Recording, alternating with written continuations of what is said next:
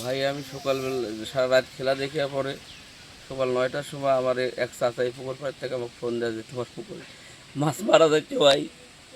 এখন আমি একে দেখি যে মাছ সব চটপট করছে ভাই। আমি গ্রামের লোকদের সবাইকে ডাকি, ডাকার পর দেখি মাছ ডাক থেকে ছিটে ছুটে হওয়া যাচ্ছে। দেখেন ভাই কি পর্যন্ত মাছ আমার বাড়িছে, কে বা কাহারা এরা আমাকে মোবাইলে এই পুকুরটা লওয়ার জন্যে বারবার হুমকি দেওয়া হচ্ছে। তারপর আমার একটা পুকুরে মাছ থাকা অবস্থা তোরা মাছ ছেড়ে দিছে। এটা হলো বলতে থাক তুই। এটা হলো মজিবার গ্রুপ। এই মজিবার গ্রুপ আমি ঘোড়ার নির্বাচন করেছি ভাই। আমি হাইটে যাওয়ার পরে আমার ডকুমেন্টালা পুকুর একটা দখল করেছে, এটা আবার দখল করতে আসছে।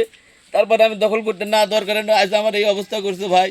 দেখেন 4 থেকে 5 লক্ষ টাকার আমার ক্ষতি করেছে। কেন আমার ক্ষতি করলে? আমার এই পুকুরে কাগজপাতি আছে, আমাকে বলে পুকুর তোমার ছেড়ে দেওয়া লাগবে।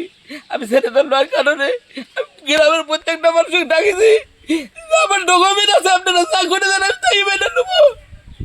কিন্তু ওরা মানেনি ভাই। আমার এই ক্ষতিপূর্ণ, আমার এই ক্ষতি, আমার যে আমার যে এমপি আছে আমার সিংড়া থানার, আমার আনু স্যার নিজে এসে তো তুলে দেখো আমার কি পর্যন্ত ক্ষতি করছে তার লোকজন।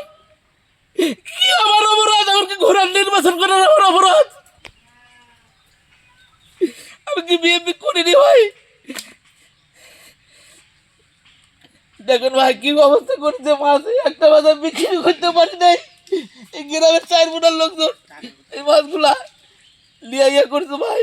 আমি আর বলতে পারছি না ভাই।